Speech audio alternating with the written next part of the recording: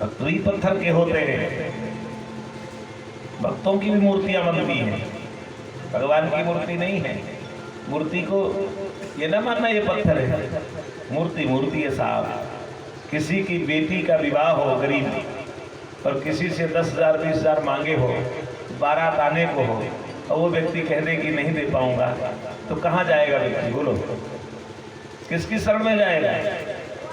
भगवान की मूर्ति की शरण में जाएगा। हे प्रभु, अब इज्जत बचाओ, अब सम्मान बचाओ, अब कहाँ चले जाएं?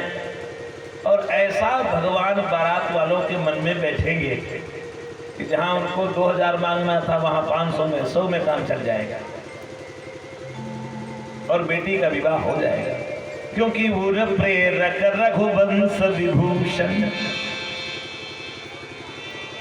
हृदय की प्रेरणा तो हमारे राघवेंद्र देते हैं ना।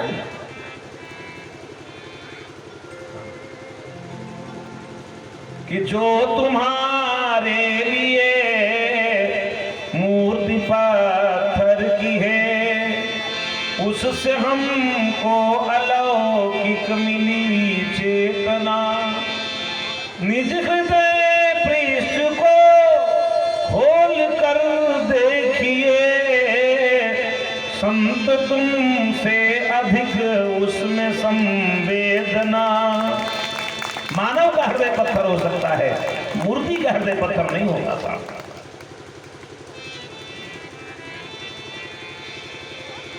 आज मैं भक्त को भी पत्थर से प्रकट करना चाहता हूं। ये कौन है? कथा सुनाओ। कथा अगर सुनी जाए तो भक्त भी पत्थर से प्रकट हो सकता है। भगवान कथा में ये बता रहे हैं। अर्थात पत्थर हृदय वाला भक्त भी अगर राघवेंद्र की कथा को सुने तो उसमें भी तरलता सरलता आ सकती है और वो जीवित हो सकता है। यानी मरा हुआ जीवित नहीं, जिसका हृदय पत्थर का हो तो मरा है।